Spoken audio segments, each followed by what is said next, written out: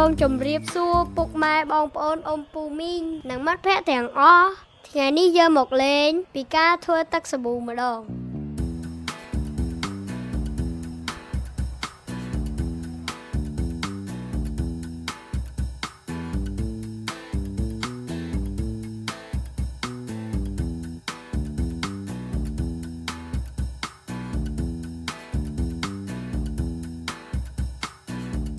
យើងអាចធ្វើវាដោយខ្លួនឯងបានគ្រាន់តែលេងពេលអបសុកគឺយើងយកស្លឹកកលាយជាមួយនឹងទឹកសាប៊ូហើយស្លឹកកនេះយើងទៅបេះនៅក្នុងភូមិយើងទេនៅជិតៗនឹងឯង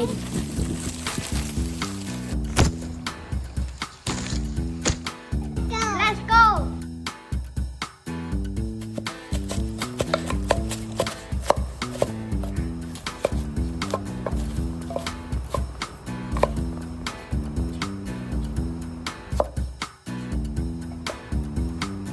យើងយកវាមកបុកឲ្យទូដោយលាយជាមួយនឹងទឹកហើយវានឹងចេញជ័ររាងស្អិតបន្ទាប់មកយើងចម្រាញ់វា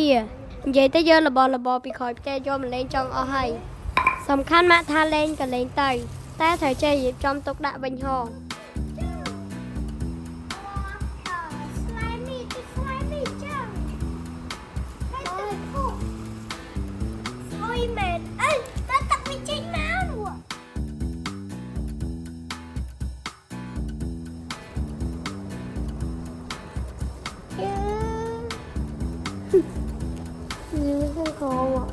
Johnny B. Jang.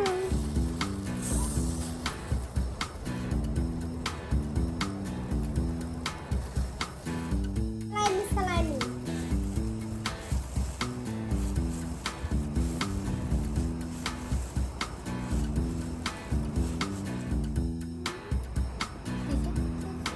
យើងលាយវាជាមួយទឹកកុំឲ្យខាប់ពេក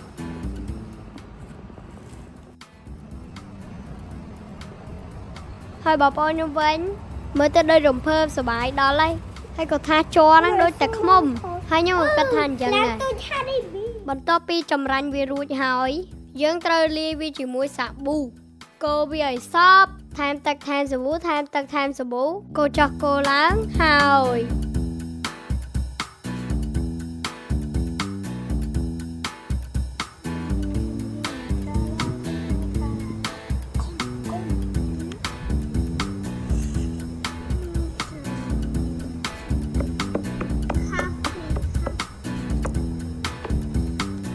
ឥឡូវយើងមកធ្វើប្រដាប់ផ្លុំសាប៊ូម្ដងយើងធ្វើវាពីធាងដូងព្រោះអីនៅមុខផ្ទះមានធាងដូងស្រាប់យើងលះស្លឹកវាចេញរួចរមូលវាទៅឲ្យចេញជារាងរង្វង់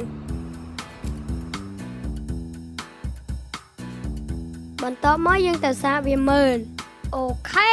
យើងអាចធ្វើវាបានគ្រាន់តែមិនល្អដូចបោកគេលក់ទេមើលទៅតែសំខាន់យើងអាចធ្វើបានដោយខ្លួនឯង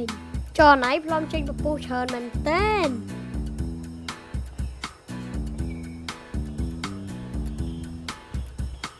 ពេលធ្វើសាប៊ូហើយមេឃក៏ក្តៅខ្លាំងល្មមអញ្ចឹងយើងបានលេងព្រាមទេ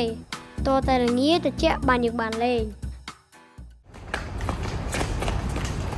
ហើយពួកយើងពិតជាលេងបានសប្បាយមែនទែនជាពិសេសគឺចរណៃនឹងហ្មង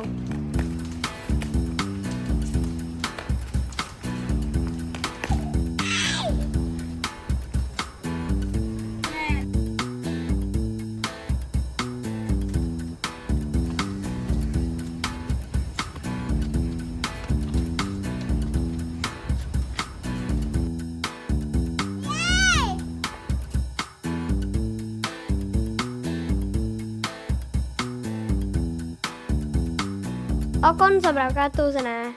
ជួបគ្នានៅវីដេអូក្រោយបាយបាយ